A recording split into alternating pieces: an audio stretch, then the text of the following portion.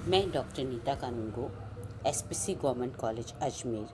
आज अपन basic part second inorganic chemistry का कोऑर्डिनेशन ऑफ कंपाउंड्स के पार्ट 6 में नॉमेनक्लेचर ऑफ कोऑर्डिनेशन कंपाउंड को स्टडी करेंगे। उप सहसंयोजक यौगिकों का नामांकन।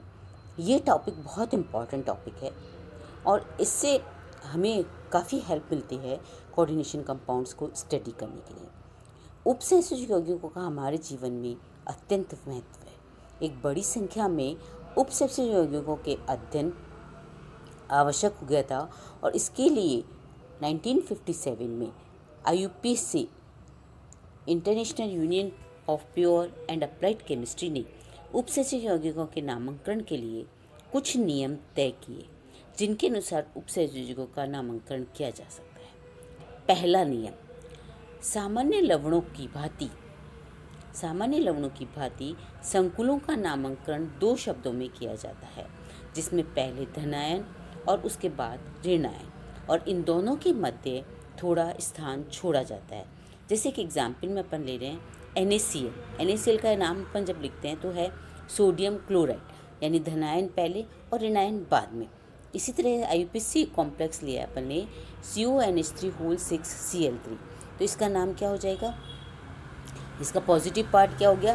हेक्साअमीन कोबाल्ट, और नेगेटिव पार्ट हो गया क्लोराइड। तो धनायन और ऋणायन का नाम लिखकर नामोनक्लेचर किया जाता है। इसका दूसरा रूल कहता है उपसहसंयोजक यौगिकों में उपसहसंयोजक एंटिटी धनायन अथवा ऋणायन अथवा उदासीन अणु हो सकते हैं और इसी के अनुसार इनका नामांकन किया जा सकता है। यानी कि कोऑर्डिनेशन कंपाउंड जो है वो कैटायनिक भी हो सकते हैं, एनायनिक भी हो सकते हैं और न्यूट्रल भी हो सकते हैं, और इन सब का नाम करने के लिए अलग अलग रूल्स लिए गए हैं। जैसे कि अपन सबसे पहले न्यूट्रल कॉम्प्लेक्स का नाम लेते हैं। Neutral complex example platinum Cl2NH3 whole twice. तो इसका नाम क्या हो जाएगा? पहले अपन कैटायन का नाम लिखेंगे क्योंकि ये इसमें कैटायन ही न्यूट्रल कॉम्प्लेक्स है। तो डाईअमीन डाईक्लोरो प्लेटिनियम सेकेंड।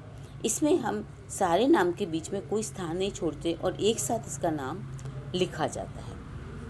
इसी का दूसरा एग्जाम्पल अपन लें, जिसमें CrCl3NH3 होल थ्राइस 3 है ट्राईअमीन ट्राईक्लोरो क्रोमियम थर्ड। इसका तीसरा रूल आता है कि यदि एंटिटी कैटायन है तो उस केस के अंदर उपसहसंयोजक एंटिटी का नाम लिखते समय पहले लिगेंड का नाम लिखते हैं, फिर धातु आयन का नाम लिखते हैं।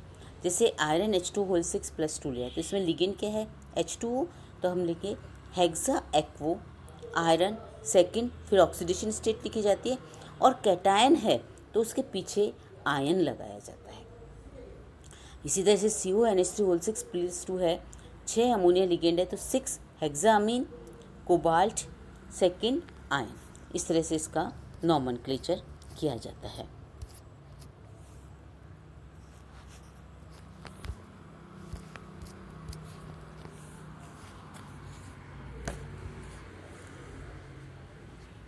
तो इस तरह से हम कोऑर्डिनेशन कंपाउंड का नॉमेनक्लेचर करते हैं। और इस नॉमेनक्लेचर में एक और चीज़ है कि संकुल यौगिक में लिगेंड 3 प्रकार के हो सकते हैं, ऋणायनिक, उदासीन व धनायन, जिन्हें अंग्रेजी में वर्णमाला के क्रम के लिखा जाता है, चाहे वे इन पे कोई भी आवेश क्यों न हो। उदाहरण दें, COCl2NH3 होल प्लस का नाम का ion tetrammine dichloro dicobalt third ion होगा, और यहाँ पर हमने जैसे लिया platinum Cl NH3 whole thrice plus 3 का नाम triammine trichloro platinum second ion होगा। यदि कोई संकुल जो है आयन है, अणु या एक से अधिक लिगेंड हो, तो उन लिगेंडों के नाम के आगे पूर्व में डाई ट्राई आदि लिखा जाता है, और लिगेंडों के अंग्रेजी वर्णमाला के अनुसार इसे लिखते समय उनकी संख्या के आगे पूर्णलिंग के अक्षर का ध्यान रखा जाता है। डाईअमीन को हम अमीन के समूह के साथ नहीं, डी का नहीं लिखेंगे, बल्कि हम डाईअमीन के आगे यदि हमें 2 लिगेंड बताने तो हम उसके आगे बिस ट्रिस एंड ट्राई लगा देंगे, और यदि डाई ट्राई और टेट्रा है तो डाई और ट्राई और टेट्रा लगा देंगे। इस तरह से कोऑर्डिनेशन कंपाउंड का नॉमेनक्लेचर किया जाता है।